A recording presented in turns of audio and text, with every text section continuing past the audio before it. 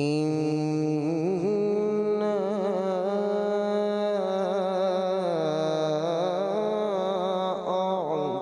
أعطيناك الكوثر فصل لربك وانهر إن شانئك هو الأبتر. آمنت بالله صدق الله العظيم. صلی اللہ علیہ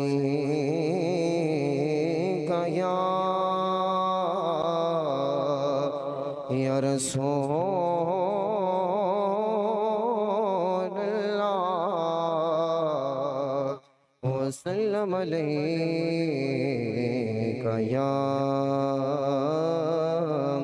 حبیب اللہ. ایک نہیں اور پر قربان زمانہ ہے. ایک میں ہی نہیں ان پر قربان زمانہ ہے. جو رب تو عالم کا محبوب یگانہ ہے. اور کل پل سے ہمیں جس نے خود پار لگانا ہے. کل پل سے ہمیں جس نے خود پار لگانا ہے. سہرا کا وہ بابا ہے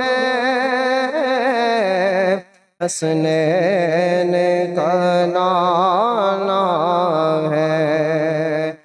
آؤ در زہرا پہ پھیلائے ہوئے دامن. آؤ در زہرا پر پھیلائے ہوئے دامن ہے. نسل کریموں کی لجپال گھرانہ ہے. اپنے بلا تغیر حضور سبزہ والا شان سے عرض گزار ہوں کہ وہ آئیں اور اپنے بیان سے ہمارے دلوں کو روشن سے منور فرمائیں. یا حیو یا قیوم یا حیو یا قیوم یا حیو یا قیوم یا حیو یا قیوم یا حیو یا قیوم یا حیو یا قیوم یا حیو یا قیوم یا حیو یا قیوم یا.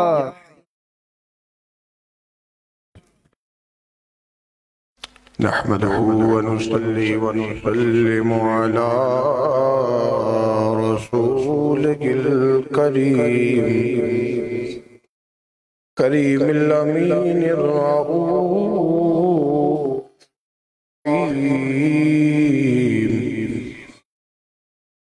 أما بعد فأعوذ بالله من الشيطان الرجيم. بسم الله الرحمن الرحيم. كيف تكفرون بالله وكنتم أمواتا فأحياكم ثم يميتكم ثم يحييكم ثم إليه ترجعون.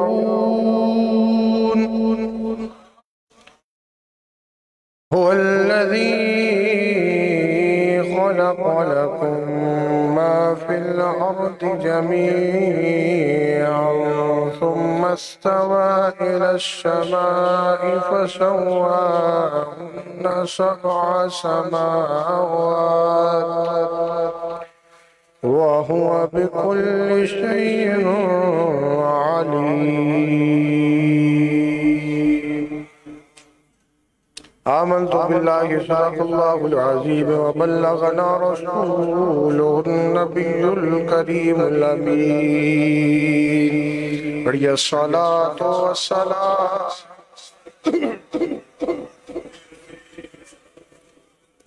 وعلى آلك وأصحابك يا سيدي يا نبي الله.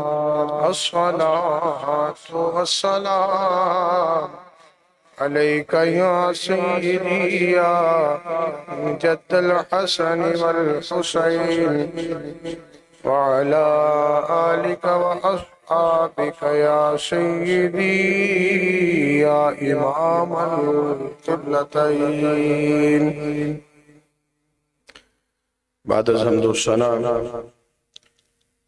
نہایت واجب الاحترام معزز و محترم حاضرین ذی احتشام و ناظرین کرام، السلام علیکم ورحمۃ اللہ وبرکاتہ۔ آج اللہ کے کرم سے، اس کے فضل سے، اس کی عطا سے پھر سے ایک مرتبہ درس قرآن کے ایک اور سلسلے کے ساتھ آپ احباب کی خدمت میں حاضر ہیں، اور آج اللہ کے کرم سے، اس کی عطا سے سورۃ البقرہ شریف کا تیسرا رکوع مکمل ہو جائے گا۔ اور جب بھی کوئی رکوع مکمل ہوتا ہے تو اس میں ہمارا احساس و قدر مزید بڑھ جاتا ہے کہ اللہ تعالیٰ نے کتنا کرم کیا ہے کہ ایک مکمل موضوع کو ہم آپ تک بیان کر سکے ہیں۔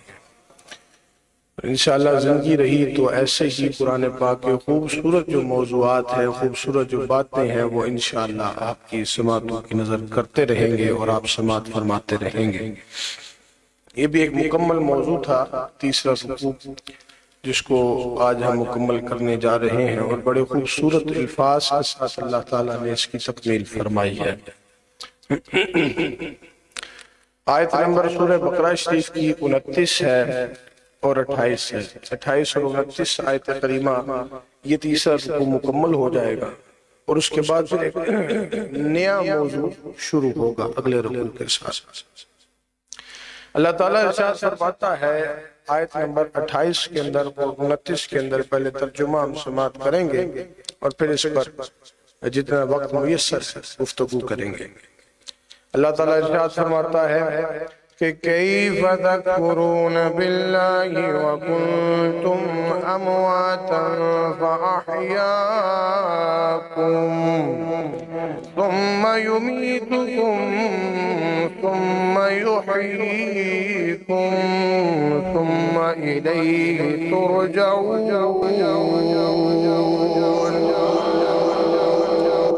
اللہ تعالیٰ نے ارشاد فرمایا تم کس طرح اللہ کا انکار کرتے ہو، تم کس طرح کفر کرتے ہو، حالانکہ تم بے جان تھے، اس نے تمہیں زندگی بخشی ہے، پھر تمہیں موت سے ہمکنار کرے گا اور پھر تمہیں زندہ کرے گا، پھر تم اسی کی طرف لوٹائے جاؤ گے۔ یہ آیت نمبر 28 ہو گئی، اور آیت نمبر 29 هو الذي خلق لكم ما في الأرض جميعا ثم استوى إلى السماء فسواهن سبع سماوات وهو بكل شيء قدير۔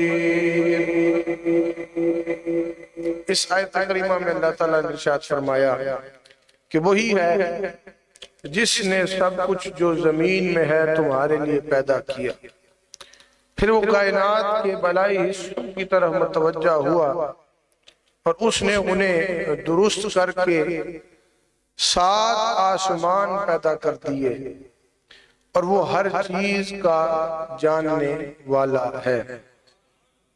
ان 2 آیات میں ہماری گفتگو ہے، اور جب بھی ایک رکوع ہم پڑھ رہے ہوتے ہیں تو اس رکوع کی جتنی آیات آگے چلتی ہیں وہ پچھلی آیات سے کنیکٹڈ ہوتی ہیں، ان کا کوئی نہ کوئی موضوع ہوتا ہے، ایک پیٹرن ہوتا ہے جو اللہ تعالیٰ ارشاد فرماتا ہے۔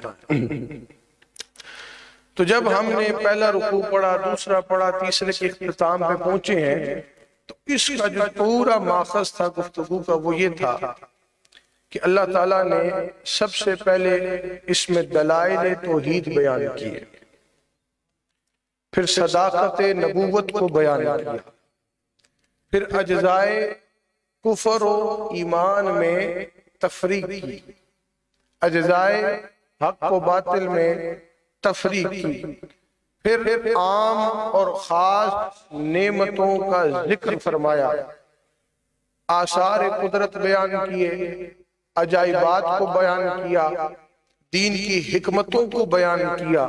جب یہ سب چیزیں بیان ہو گئی نا پچھلے 3 رکوع سے، یعنی سورہ بقرہ شریف کی الف لام میم سے لے کر ابھی تک جہاں پہ ہم پہنچے ہیں، یہ جب سب چیزیں بیان ہو گئی نا تو ان 2 آیات میں جہاں پہ تیسرے رکوع کا اختتام ہو رہا ہے، یہاں پہ اللہ تعالیٰ نے کفر کی قباحت کو دکھا کر کفار کو خطاب کیا کہ ہم نے اتنا کچھ دے دیا ہے، تم پھر بھی کفر کر رہے ہو، تم پھر بھی رب سے دور ہو رہے ہو۔ تو مخاطب کر کے اللہ تعالیٰ نے فرمایا، اور جب کفر کی قباحت کو سامنے رکھا اور ان کو مخاطب کیا تو اللہ تعالیٰ نے کیسے مخاطب فرمایا؟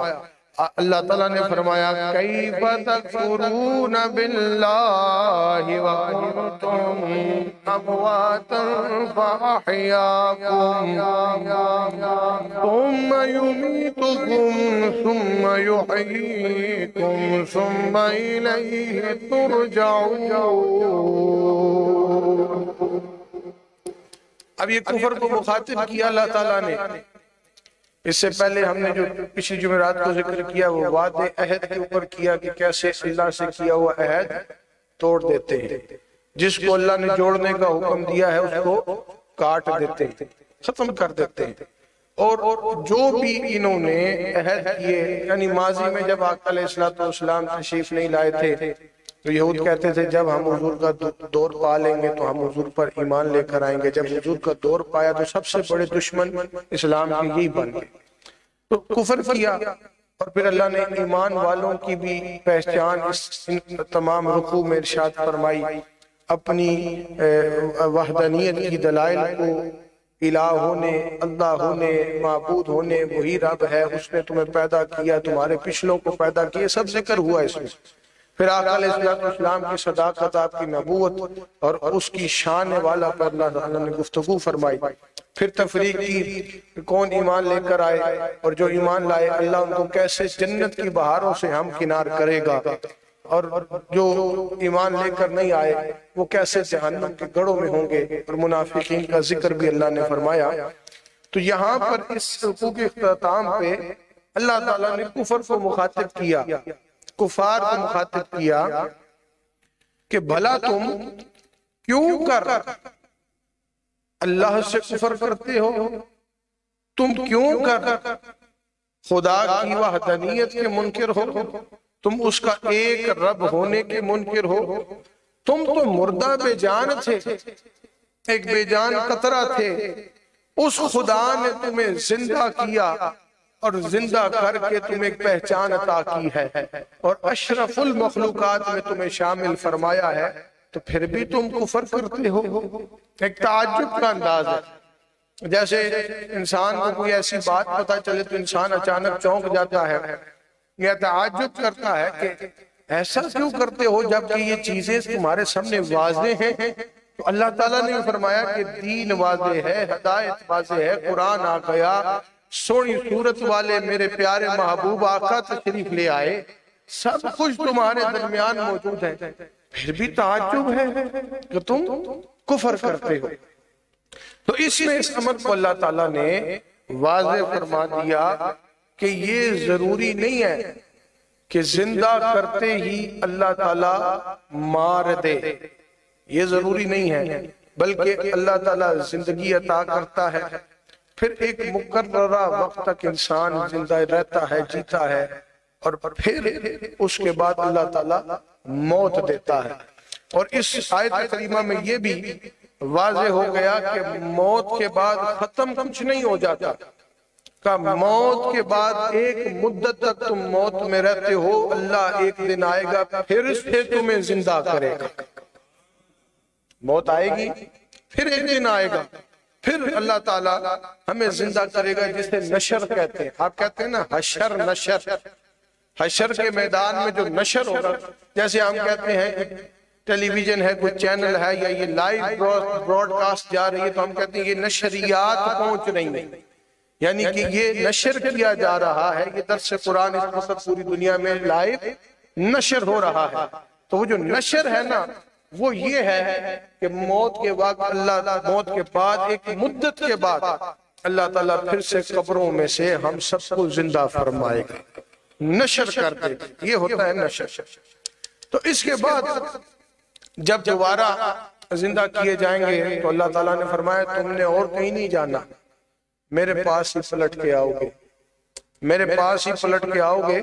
تو اس افہام کو اس آیت کریمہ میں اتنی خوبصورتی سے اللہ نے بیان فرمایا کہ اگر کوئی بے دین بندہ بھی ہے، لیکن ذرا عقل کو کھول کے، دل کو کھول کے اس آیت کو پڑھے تو عقلاً مجبور ہو جائے گا کہ اللہ تعالیٰ اس کو ایمان عطا فرمائے، عقلاً مجبور ہوگا کہ اس کے سینے کو اللہ کشادہ کرے اور ایمان کی دولت اس کو نوازے، کیونکہ اللہ تعالیٰ نے فرمایا تم کیوں منکر ہو خدا کے، تم کیوں کفر کرتے ہو، تم بے جان قطرہ تھے، اللہ نے تمہیں اس قطرے سے زندگی عطا فرمائی، عقلاً مجبور کیا گیا۔ جیسے سورہ مومنون کے اندر اس کی بڑی تفصیل ہے، آیت نمبر 12 سے 16 تک اللہ تعالیٰ بڑی تفصیل سے ارشاد فرماتا ہے انسان کا جو بننا ہے، پروسیس سے جو انسان گزر کے پھر جا کر بچہ دنیا میں آتا ہے، اور آج ہم اپنے پیروں پہ کھڑے ہیں، پھر ایک مدت وقت کے بعد ہمیں موت آ جائے گی، پھر روز محشر اللہ کے حضور پیش ہونا ہے۔ تو سورہ مومنون کے اندر آیت نمبر 12 سے 16 اللہ تفصیلی اس چیز کو بیان فرماتا ہے۔ اللہ تعالیٰ ارشاد فرماتا ہے وَلَقَدْ خَلَقْنَا الْإِنسَانَ مِنْ سُلَالَةٍ مِنْ طِينٍ، اور بے شک ہم نے انسان کی تخلیق مٹی کے خلاصہ سے فرمائی ہے۔ اللہ تعالیٰ فرماتا ہے، آگے فرمایا ثُمَّ جَعَلْنَاهُ نُطْفَةً فِي قَرَارٍ مَّكِينٍ، پھر اسے نطفہ بنا کر ایک مضبوط جگہ یعنی رحم مادر میں رکھ دیا ہے۔ پھر آگے جان فرمایا ثُمَّ خَلَقْنَا النُّطْفَةَ عَلَقَةً فخلقنا العلقة مضغة فخلقنا المضغة عظاما فكسونا العظام لحما ثم أنشأناه خلقا آخر فتبارك الله أحسن الخالقين۔ پھر اللہ تعالیٰ فرماتا ہے، شروع میں کیا فرمایا، بے شک ہم نے انسان کو مٹی کے خلاصہ سے، انسان کی تخلیق مٹی کے خلاصہ سے فرمائی ہے، پھر اسے نطفہ بنا کر ایک جگہ رحم مادر میں رکھ دیا ہے، پھر ہم نے اس نطفہ کو رحم مادر کی اندر چونک کی صورت میں معلق وجود بنا دیا ہے، پھر ہم نے اس معلق وجود کو ایسا لوتھڑا بنا دیا ہے جو دانتوں سے چبایا ہوا لگتا ہے، پھر ہم نے اس لوتھڑے سے ہڈیوں کا ڈھانچہ بنایا ہے، پھر ہم نے ان ہڈیوں پر گوشت اور پٹھے چڑھائے ہیں، پھر ہم نے اسے تخلیق کی دوسری صورت میں نشو نما دیا ہے، پھر اللہ اسے بڑھا کر محکم وجود عطا کرتا ہے، پھر جو سب کچھ کر رکھا گئے، وہ کوئی عام نہیں ہے۔ فتبارک اللہ احسن الخالقین، وہ سب سے بہتر بنانے والا۔ یہ پورا پروسیس اللہ تعالیٰ نے ارشاد فرمایا انسان کی تخلیق کا، اور جب تخلیق کا پروسیس ہو گیا تو اس کے بعد کا بھی ذکر فرمایا۔ کیا اللہ تعالیٰ نے فرمایا ثم انکم بعد ذلک لمیتون، فرمایا بے شک تم اس زندگی کے بعد ضرور مرنے والے ہو۔ ثم انکم یوم القیامت تبعثون، پھر بے شک تم قیامت کے دن اٹھائے جاؤ گے۔ اب یہ سورہ مومنین کی آیت نمبر 12 سے 16 تک ہے۔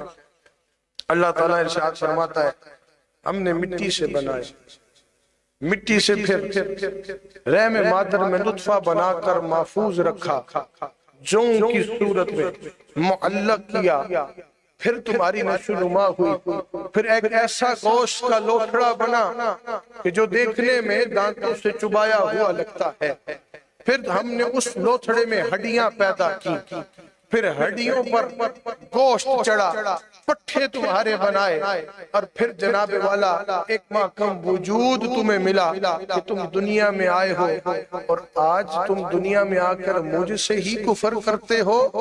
فتبارک اللہ احسن الخالقین، میں ہی وہ رب ہوں جس نے تمہیں بہترین پیدا کیا۔ اس لیے فرمایا کہ کفر نہ، تعجب کیا کہ کیوں کفر کرتے ہو، کفر نہ۔ پھر اللہ تعالیٰ نے فرمایا کہ اس زندگی کے بعد ایک دن وہ بھی آئے گا کہ تم مر جاؤ گے، اور مرنے کے بعد پھر ایک دن وہ بھی آئے گا تمہیں دوبارہ زندہ کیا جائے گا، اور زندہ کر کے کہیں ادھر ادھر نہیں بھاگ سکتے، تم نے میری بارگاہ میں ہی پیش ہونا ہے، میرے پاس ہی آنا ہے۔ نبی کریم صلی اللہ علیہ وسلم کا ارشاد ذیشان پاک ہے، حضور نے فرمایا کہ تم میں سے ہر ایک کی تخلیق یوں ہوتی ہے کہ وہ اپنی ماں کے پیٹ میں 40 یوم تک نطفہ کی صورت میں رہتا ہے، پھر اس کے بعد 40 روز تک ہی علقہ کی صورت میں رہتا ہے، پھر اس کے بعد 40 روز تک ہی گوشت کے لوتھڑے کی صورت میں رہتا ہے، بعد ازاں اس کی طرف ایک فرشتہ رب بھیجتا ہے جو اس جسم کے لوتھڑے کو روح اس کے اندر داخل کرتا ہے۔ یہ نبی کریم صلی اللہ علیہ وسلم نے ارشاد فرمایا کہ یہ پروسیس ہے تمہارا دنیا میں آنے کے لیے۔ اب دیکھیں اس آیت کریمہ سے ہمیں ایک چیز معلوم ہوئی کہ ایک دن انسان بے جان قطرہ تھا، اللہ تعالیٰ نے اس کو ایک قطرے سے جسم میں ڈالا، اور جسم میں پھر اللہ تعالیٰ نے فرشتے کو بھیج کر روح پھونکی، انسان بن گیا۔ اور یہ اللہ کی ایسی تخلیق ہے کہ اگر کوئی شخص یہ کہے کہ یہ سارا پروسیس تو ذاتی انسانوں کا کیا ہوا ہے، تو اس کی چھوٹی سی مثال دیتا ہوں کہ جب زمین مردہ ہوتی ہے، ہمارے عرف عام میں یہاں پہ کہا جاتا ہے کہ جس زمین پہ سبزہ نہ اگے نا، ہم کہتے ہیں زمین مردہ ہے۔ اب اس زمین کو زندہ کرنے کے لیے کیا کیا جاتا ہے؟ ہم سب محنت کرتے ہیں، اس پہ درخت لگائیں گے، فصلیں لگائیں گے، اس پہ سبزہ اگائیں گے۔ اب محنت ہماری ہے، بظاہر ہم پودا لگا رہے ہیں یا ہم فصل کے بیج بو رہے ہیں تاکہ اس مردہ زمین میں جان آ جائے۔ مردہ زمین اس کو کہتے ہیں جس پر کچھ اگا نہ ہو، اور جس پر کچھ سبزہ ہو، کوئی پھل ہو، کوئی درخت ہو، کوئی فصل ہو، تو وہ زمین مردہ نہیں، اس کو کہتے ہیں جان والی زمین ہے، اس میں جان ہے زمین میں۔ اب کوئی انسان کہے کہ بھئی اس میں تو میں نے محنت کی ہے، میں نے بیج بویا ہے، میں نے فصل لگائی ہے، تو بندہ یہ بات اس سے پوچھے کہ بیج کو پیدا کرنے والا کون ہے؟ درختوں کی جڑوں کو بنانے والا کون ہے؟ بظاہر محنت تو نے کی ہے، اسباب رب نے پیدا فرمائے ہیں۔ رب چاہے گا تو زمین بھی زندہ ہوگی، رب نہیں چاہے گا تو نہیں زندہ ہو سکتی۔ یہ رب. اب اسی طرح کوئی اس بات کو اگر سمجھے تو اگر ماں کے شکم کے اندر بھی ایک بے جان قطرے کو وجود بخشتا ہے اور خوراک بھی دیتا ہے تو کہا وہ رب کائنات کی ذات ہے. وہ نہ چاہے تو وہ بے شک لوتھڑا بنا رہے، اللہ اس میں روح نہیں پیدا فرمائے. وہ نہ چاہے تو وہ روح نہیں پیدا ہو سکتی جب تک وہ چاہے گا نہیں. کہا کہ سب کچھ کرنے والے ہم ہیں، ہم نے تمہارے لیے اسباب پیدا کر دیے، ایک طریقہ اور ضابطہ حیات پیدا کر دیا ہے. تو اس لیے ایک ایک لمحے میں تم رب کا شکر ادا کرو کہ اللہ تعالیٰ نے تمہاری کیا حیثیت تھی، تمہاری کیا حیثیت تھی؟ کوئی حیثیت نہیں تھی، ایک قطرہ تھے تم. آج وجود میں بیٹھے ہو جناب، غرور و تکبر کرتے ہو، کفر کرتے ہو. تو تعجب فرمایا گیا کیف تکفرون باللہ، کیوں کفر کرتے ہو؟ تم بے جان تھے، اللہ نے تمہیں زندگی دی. تم کچھ بھی نہ تھے، اللہ نے جسم دیا.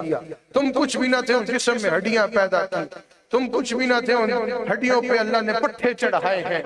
تم کچھ بھی نہ تھے، اگر کوئی ہے تو سب سے احسن الخالقین وہ رب کی ذات ہے، وہ اللہ تعالیٰ کی ذات ہے. ایسے ہی سورۃ الحدید کے اندر آیت نمبر 17 میں بھی اللہ تعالیٰ ارشاد فرماتا ہے کہ اعلموا ان اللہ یحیی الارض بعد موتها قد بینا لکم الآیات لعلکم تعقلون. اللہ تعالیٰ نے فرمایا جان لو کہ اللہ ہی زمین کی اس مردہ پن کو دور کر کے زندہ کرتا ہے. اللہ ہی کرتا ہے. بے شک فصلیں لگاتے رہو، ایسی بھی زمینیں ہوتی ہیں لوگ کہتے ہیں ابھی بڑی محنت کی تھی فصل نہیں، یہ زمین جو ہے یہ اس قابل ہی نہیں. اللہ کی مشیت شامل حال نہیں ہوتی. میں نے اکثر عرض کیا کہ اسباب مشیت الہی کے محتاج ہیں. اسباب استعمال کریں لیکن جب تک اللہ کی رضا نہیں ہوگی وہ کام نہیں ہو سکتا. اور اسباب نہ ہو اور اللہ چاہے تو بغیر اسباب کے بھی کام ہو جاتا ہے. یہ اللہ کی قدرت ہے. تو اللہ تعالیٰ نے فرمایا جان لو کہ اللہ ہی زمین کے مردہ پن کو دور کرتا ہے اور زندہ کرتا ہے. بے شک ہم نے تمہارے لیے نشانیاں واضح کر دی ہیں، اب تم عقل سے کام لو.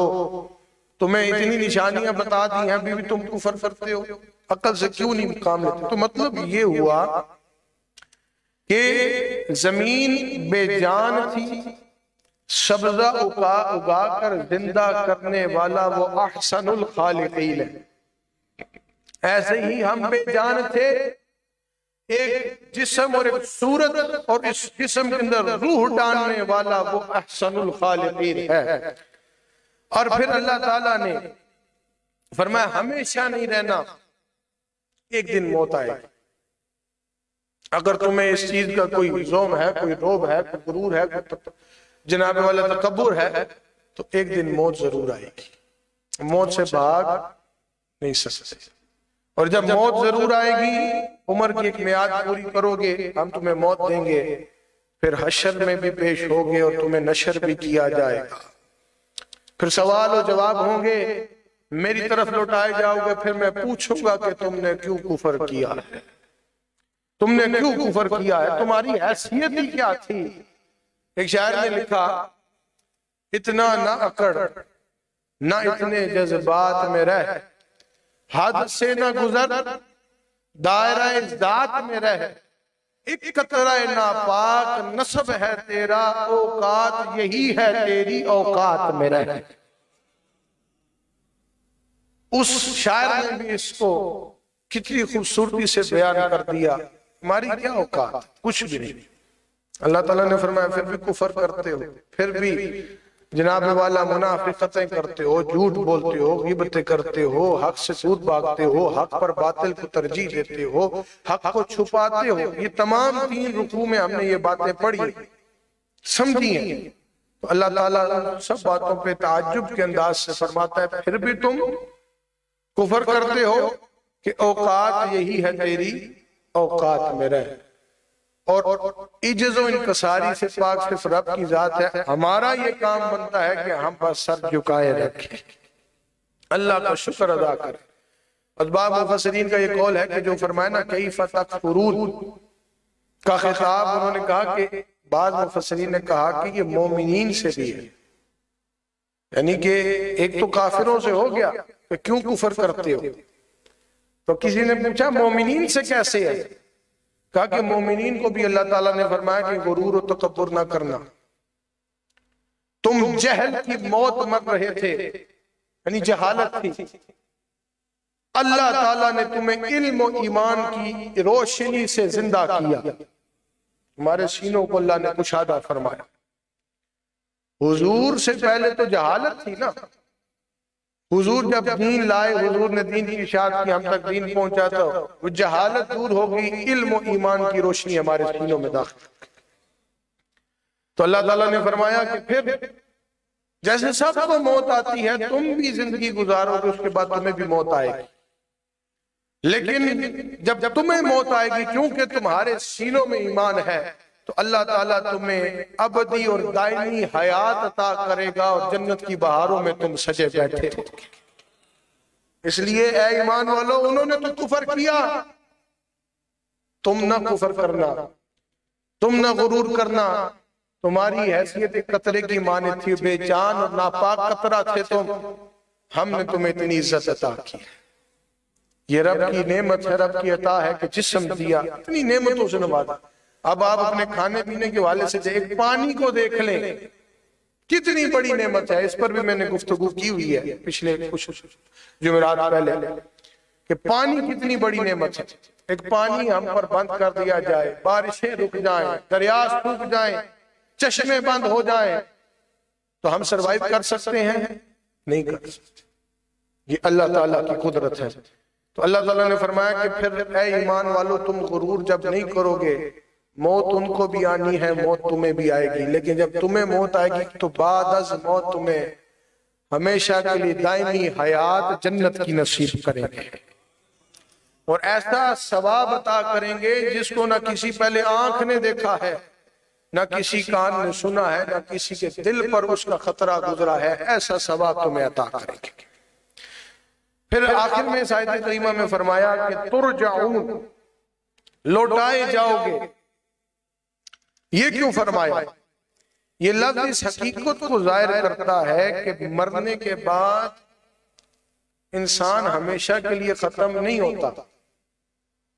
ترجعون جو فرمایا نا، دوبارہ زندہ کر کے پھر لوٹائے جاؤ گے، یہ اس حقیقت کو ظاہر کر رہا ہے کہ تم مرنے کے بعد کبھی ختم ہمیشہ کے لیے نہیں ہوتے، ایک مدت وقت تک تمہیں ایک جگہ پہ رکھا جاتا ہے، پھر تم زندہ کیے جاؤ گے اور اللہ تعالیٰ کے سامنے تمہیں پیش ہونا پڑے گا، چونکہ وہی معبود حقیقی ہے جس نے زمین کو بچھونا بچھایا، جس نے دریا بہائے، جس نے زمین کو سرسبز و شاداب بنایا، جس نے پہاڑ کھڑے کیے، جس نے نباتات و جمادات پیدا کیے، جس نے آسمان کو بغیر ستونوں کے بلند کیا ہوا ہے، کہا وہ اور کوئی نہیں، وہ احسن الخالقین، وہ تمہارا رب ہے۔ یہ بھی عمارت کھڑی ہے نا، اس کے بھی 4-5 پلر ہیں، بیم ڈلے ہوئے ہیں، اس کے علاوہ لینٹر نہیں کھڑا ہوتا۔ جناب والا تو اللہ نے فرمایا میں نے دنیا پر کائنات اتنا بڑا آسمان، پھر ایک آسمان نہیں 7 آسمان بنا دیے، ان کے نیچے کوئی ستون نہیں کھڑا ہوا، سبب نہیں ہے کھڑے ہونے کا، لیکن رب نے کھڑا کیا ہے، جناب آسمان بھی کھڑے ہوئے، رب نے پیدا کیا ہے۔ تو کہا یہ اللہ تعالیٰ نے اپنی شان قدرت کا اظہار فرما دیا، اور آخری جو آیت نمبر 29 ہے اس میں اللہ تعالیٰ نے اپنی شان قدرت کا اظہار فرمایا، اور اس رکوع پاک کو جو ہے مکمل کریں گے۔ اللہ تعالیٰ ارشاد فرماتا ہے هو الذی خلق لکم ما فی الارض جميعا ثم استوى الى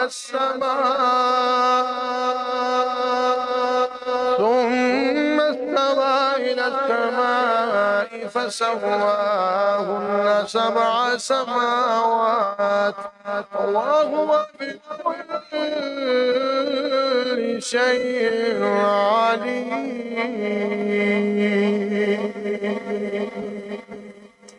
فرمایا وہی ذات ہے جس نے سب کچھ زمین میں تمہارے لیے پیدا کیا، پھر کائنات کے بلائی حصوں کی طرف متوجہ ہوا، انہیں درست کر کے 7 آسمان کھڑے کر دیے، کیونکہ وہی ذات ہے وَهُوَ بِكُلِّ شَيْءٍ عَلِيمٌ، اور وہ ہر چیز کا علم رکھنے والا ہے۔ اس آیت کریمہ میں اس رکوع کو بڑے خوبصورتی کے ساتھ اللہ تعالیٰ نے اختتام فرمایا۔ یہاں پہ اس موضوع کا اختتام ہوا، اللہ نے فرمایا سب کچھ بتا کے پھر اللہ نے فرمایا ہمارا تعارف یہ ہے کہ اللہ کی وہ ذات ہے جو عرفہ و اعلیٰ ہے، جس نے تمہارے لیے جو کچھ زمین میں تھا ہے، موجود ہے اور آتا رہے گا، وہ سب کچھ تخلیق کرنے والا احسن الخالقین ہے۔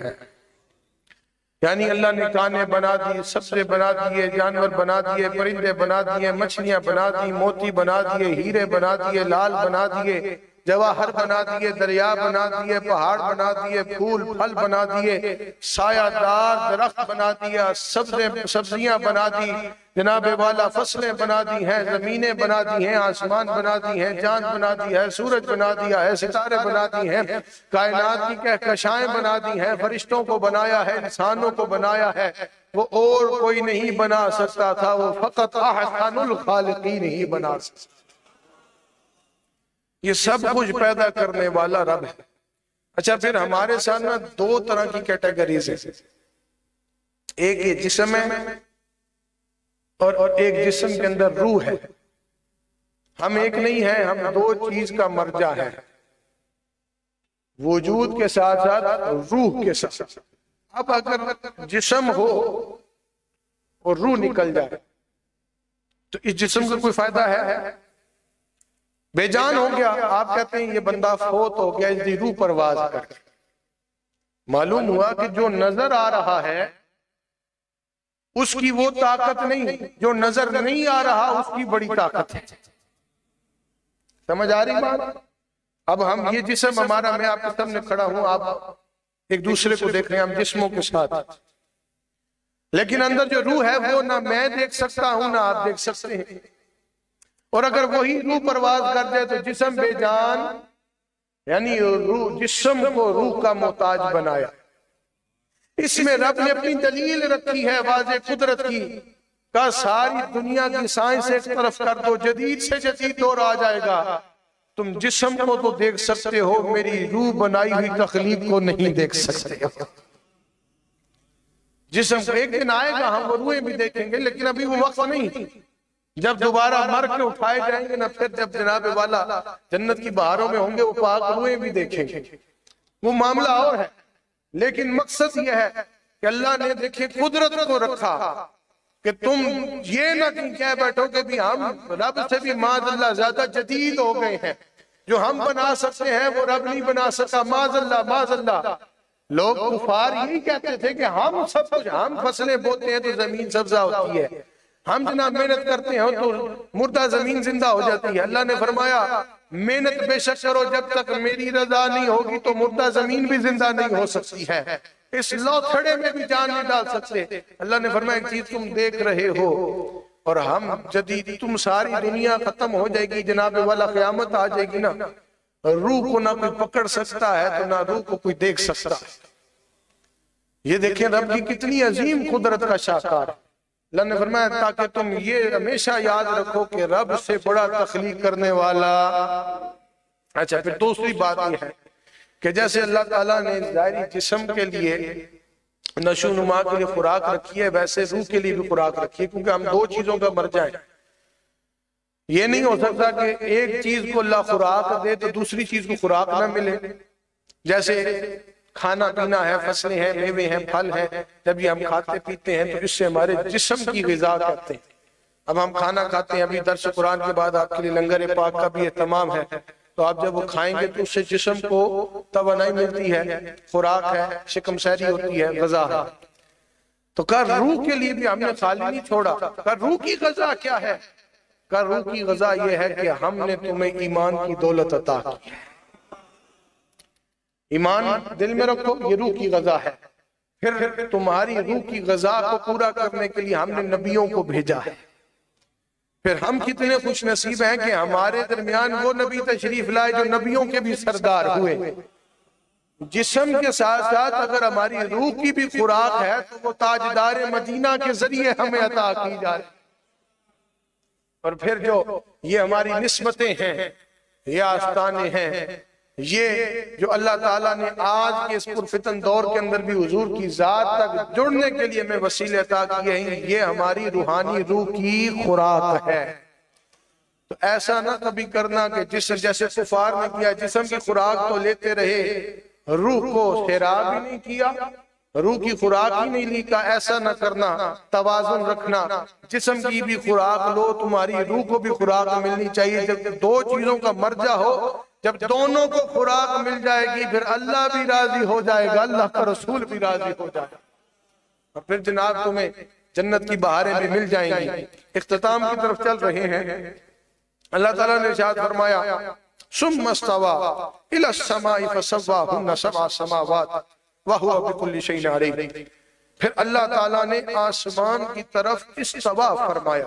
استوا کہتے ہیں قصد کو، قصد کہتے ہیں ارادے کو، یعنی اللہ تعالیٰ نے فرمایا پھر ہم نے ارادہ کیا، تو جب ارادہ کیا تو ہم نے 7 آسمان کھڑے کر دیے۔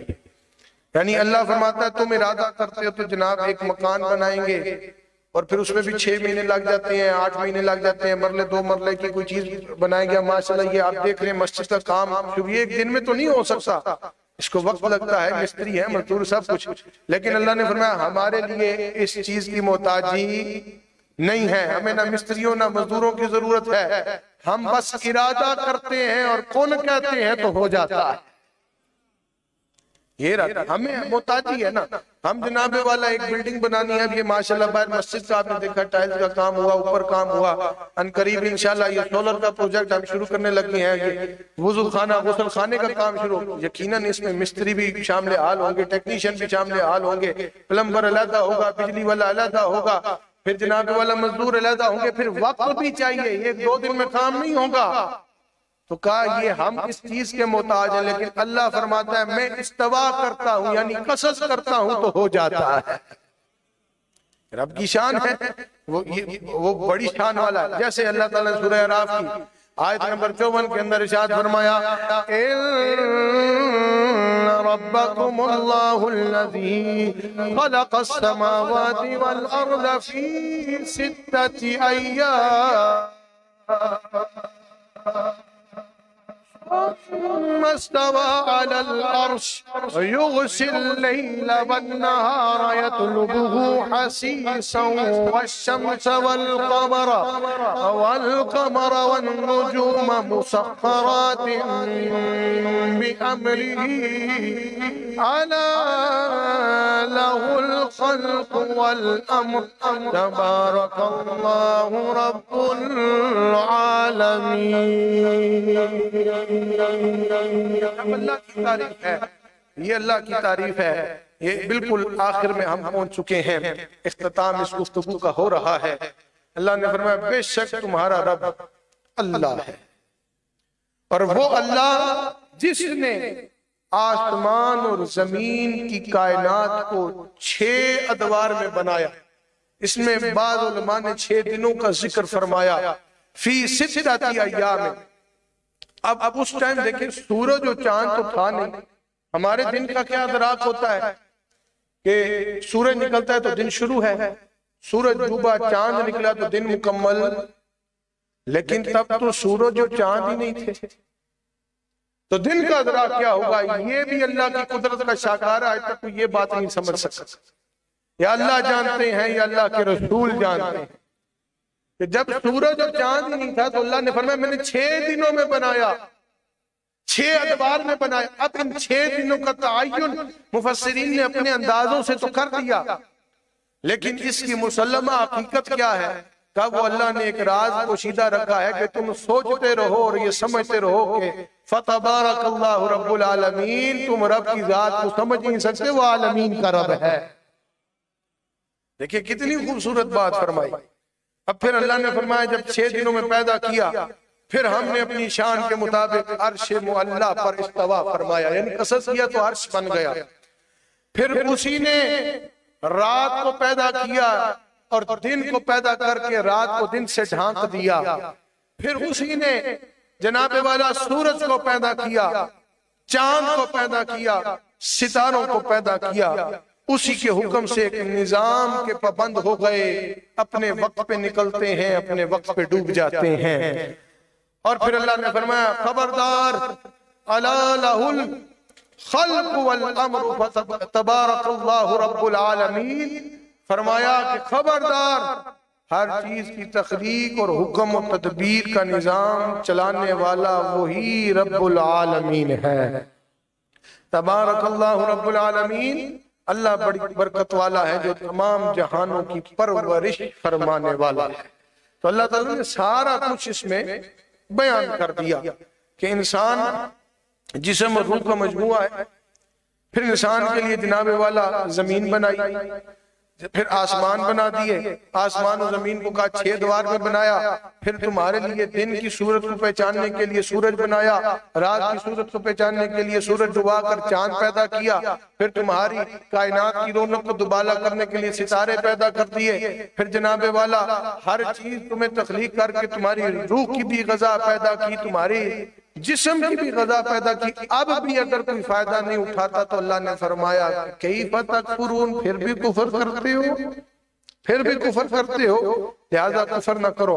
اور جہاں پہ جو اس آیت کریمہ میں اللہ تعالیٰ نے جمیعہ کا لفظ فرمایا نا وَالَّذِي خَلَقَ لَكُم مَا فِي الْأَرْضِ جَمِيعًا، یہ جمیعہ کا لفظ فرما کر بتایا کہ اللہ تعالیٰ نے اس میں تفریق نہیں کی۔ حضرت آدم علیہ السلام سے لے کر قیامت تک جتنے بھی انسان پیدا ہوں گے اللہ سب کو رزق دے رہا ہے، اور رزق سب کو ملتا ہے۔ اس کے لیے یہ شرط نہیں کہ جو کافر ہیں ان کو رزق نہیں ملے گا۔ آج دنیا میں جو اسلام والے نہیں ہیں وہ سب سے امیر لوگ ہیں، یعنی بڑے بڑے ٹائکون بیٹھے ہوئے ہیں، لیکن مسلمان نہیں، اللہ ان کو بھی رزق دے رہا ہے۔ اللہ نہ چاہے تو نہیں دے سکتا، وہ جو مرضی کر لے ان کو رزق مل سکتا ہے، اگر اللہ نہ چاہے تو اللہ چاہتا ہے اللہ دیتا ہے۔ میں نے پچھلی جمعرات کو عرض کیا کہ حضور نے ارشاد فرمایا اگر اس دنیا کی حیثیت اللہ کے نزدیک مچھر کے پر کے برابر بھی ہوتی تو کافروں کو ایک گھونٹ بھی پانی نصیب نہ ہو۔ اللہ تعالیٰ کے سامنے کچھ بھی نہیں حیثیت رکھتا۔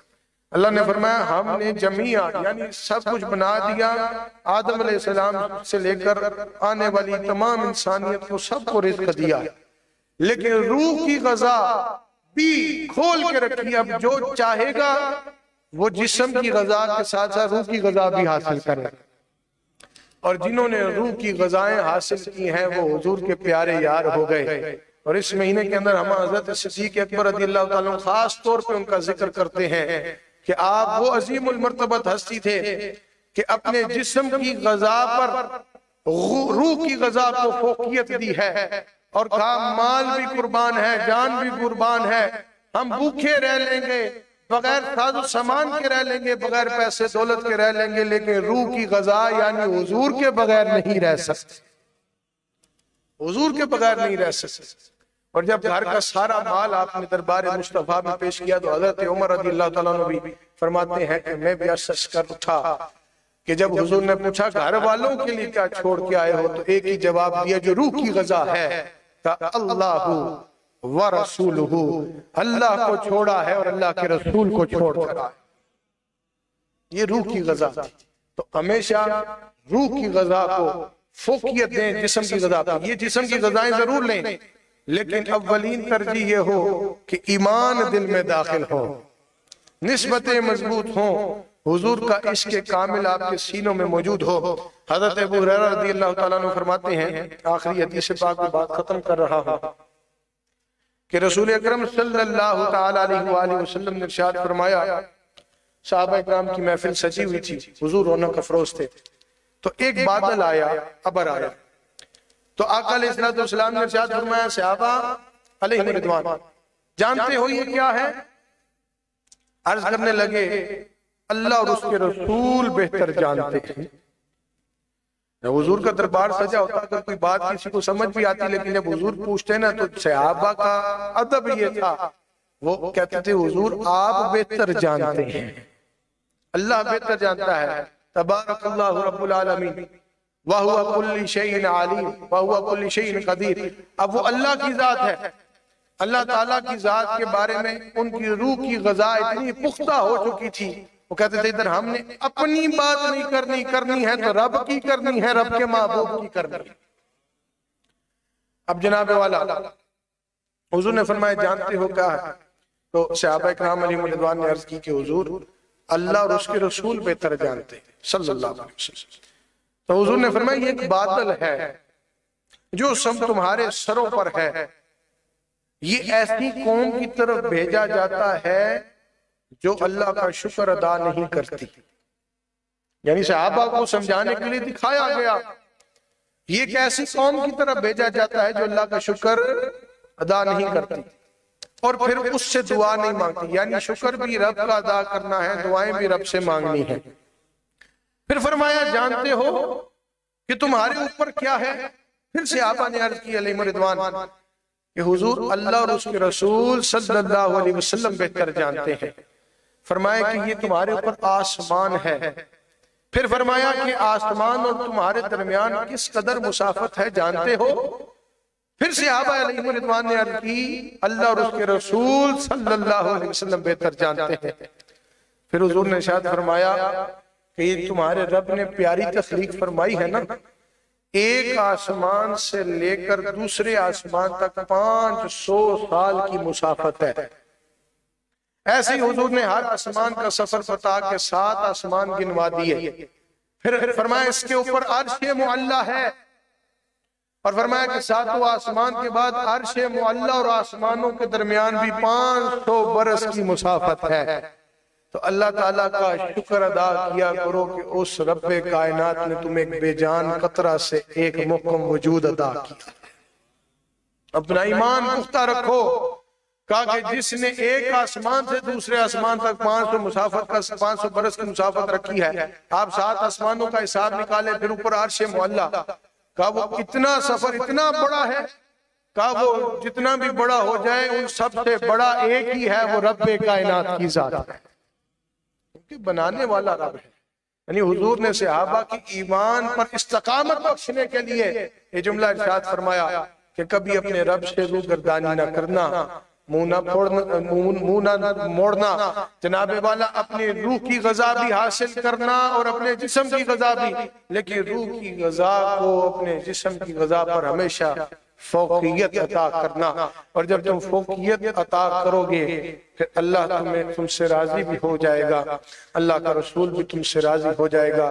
ان تمام 3 رکوع کا ماخذ یہ ہوا کہ اللہ تعالیٰ نے دلائل توحید کے ساتھ دلائل صداقت نبوت کو واضح کیا، کفار اور ایمان میں تفریق کا بتایا، پھر منافقین کی نشانیاں بتائیں، ایمان والوں کی ایمان کی سلامتی کو بچایا، کفر پر اللہ نے تعجب فرمایا کہ اتنا کچھ ہونے کے باوجود بھی تم کفر کرتے ہو، ایک دن تم نے مرنا ضرور ہے، مر کے پھر یہ نہ سمجھو کہ زندہ نہ کیے جاؤ گے۔ اچھا کفر کا کافروں کا ایک یہ بھی عقیدہ تھا کہ مرنے کے بعد سب کچھ ختم ہے، دوبارہ کچھ نہیں ہوتا، تو ان کی اس عقیدے کے اس تہمت فاسدہ کا بھی ازالہ کیا گیا، ان کے ان کبھی برہانوں پر، ان بطلانوں پر کبھی برہان قائم کر دی گئی کہ جناب والا تم اگر یہ عقیدہ رکھتے ہو تو ایک دن جان جاؤ گے کہ تمہیں مار کے پھر ہم زندہ کریں گے، اور پھر زندہ ہو کر تم کہیں بھاگ نہیں سکو گے، پیش ہونا ہے تو حشر میں رب کی بارگاہ میں پیش ہونا ہے اور تمہیں سب کے سامنے نشر کیا جائے گا۔ اللہ تعالیٰ کا حضور دعا ہے اللہ تعالیٰ جب بھی ایسا کوئی معاملہ آئے وقت ہم سب نے دیکھنا ہے، اللہ ہمارے عیبوں کی پردہ پوشی فرمائے، ہم خود تو نشر ہوں، ہمارے عیب نہ نشر کیے جائیں، اور یہ ایک ہی فقط ایک ہی بات سے ہو سکتا ہے جتنا تعلق آپ کا مصطفیٰ کریم صلی اللہ علیہ وسلم سے مضبوط ہوگا تو حضور سے رب کا وعدہ ہے کہ آپ کی امت کو رسوا بھی نہیں کیا جائے گا، دوسری امتوں کے سامنے ان کے عیبوں کو کھنگالا بھی نہیں جائے گا، اور جب جناب والا کھنگالا نہیں جائے گا تو ساری امتیں کھڑی ہوں گی، اس امت کے عیبوں کی پردہ پوشی ہو رہی ہوگی۔ اب کیا امت میں کوئی کمال تھا؟ کہ امت میں کمال نہیں ہے، ہم میں بھی بڑے گناہگار ہیں، بڑے سیاہکار ہیں، بڑے بڑے گناہ ہم لوگوں نے بھی کیے ہوتے ہیں، لیکن اللہ تعالیٰ کریم ہے کہ اپنے محبوب کی خاطر ہمارے عیبوں پر بھی پردہ پوشی فرمائے۔ اس لیے روح کی غذا کو مضبوط کر لیجئے، کہیں بھی آپ چلے جائیں